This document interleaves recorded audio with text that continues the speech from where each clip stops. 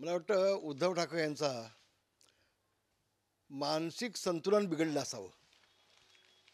त्यांच्या पायाखालची वाळू घसरलेली आहे, त्यांचा तोल गेलेला आहे आणि म्हणून अशा पद्धतीचं बेफाम वक्तव्य हे उद्धव ठाकरेंकडून केलं जात आहे. खरं तर ज्या पद्धतीनं लोकसभेच्या निवडणुकीमध्ये उद्धव ठाकरेंच्या सभामध्ये पाकिस्तानचे झेंडे फडकवले गेले, बॉम्बस्फोटाचे आरोपी त्यामध्ये आपल्याला सापडले गेले त्यांच्या सभेमध्ये. बाळासाहेब जिवंत असते ना तर उद्धव ठाकरेच्या पार्श्वभागावरती लाद घालून उद्धव ठाकरेला मातोश्रीतून हाकलून दिला असता बाळासाहेबांनी. हे सण नसतं केलं. काँग्रेसला नंबर 1 करण्याचं काम पाप शिवसेना प्रमुखांच्या विचाराच्या विरोधामध्ये हे महाराष्ट्रामध्ये आता उद्धव ठाकरेंनी केलं आहे. आणि म्हणून उद्धव ठाकरेला बाळासाहेबांचं नाव घेण्याचा नैतिक अधिकार शिल्लक हल्ला नाही, हे मला समजून घ्यावं. आणि महानगरपालिकेची मुंबईची निवडणूक आली की मुंबई तोडण्याचं काम हा एकमेव कार्यक्रम त्यांचा असतो. उद्धव ठाकरे एक गोष्ट मला सांगाल का, आपण 27-28 वर्ष मुंबई महानगरपालिका आपल्या ताब्यात होती.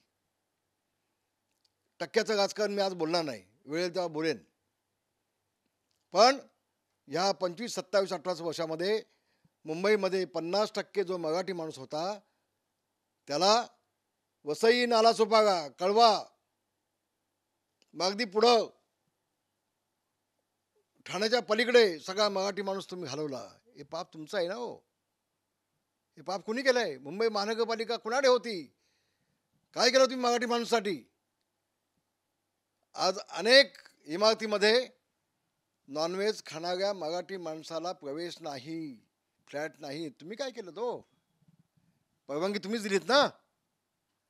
आणि म्हणून एकनाथ शिंदे आणि देवेंद्र फडणवीस यांना बोलण्याचा नैतिक अधिकार तुम्ही गमावलात.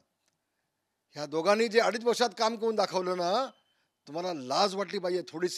थोडीशी जनाची नाही मनाची असेल तर या 2 जोडीने, या 3 तिकुटांनी जे काम केलंय ते मागच्या 10, 15, 20 वर्षात झालं नव्हतं.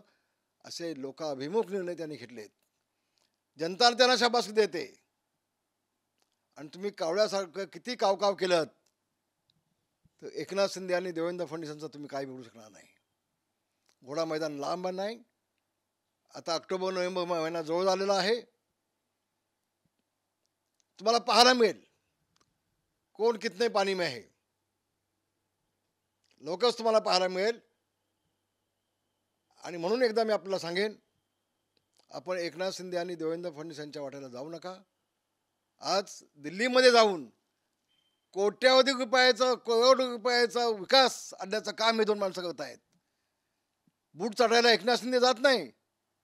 अगे दिल्लीमध्ये सोनिया गांधीचे पाय चाटायला आपण जाता. शरद पवारांचे पाय आपण चाटताय. आत्मपरीक्षण करून बघावं. एकनाथ शिंदे, देवेंद्र फडणवीस जातात दिल्लीला, ते विकास आणतायत. मुंबईसाठी, महाराष्ट्रासाठी, शेतकऱ्यांसाठी कोट्यावधी रुपये आणतायत. आज मुंबईचा विकास आपल्याला पाहायला मिळतोय. मोदींच्या मिळवतो होतोय. तेवढ्यासाठी जातात.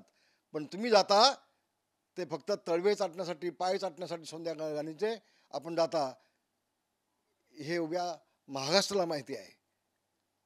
आणि स्वतःच्या डोळ्यातलं मुसळ बघावं आणि मग दुसऱ्याच्या डोळ्यातलं कुसळ पाहायला जावं, असंच मी उद्धव ठाकरेंना सांगेन.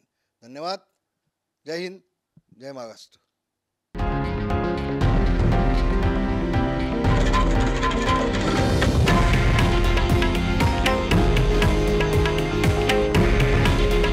हे आहे देशातील नंबर 1 न्यूज नेटवर्क आणि आपण पाहत आहात TV9 मराठी.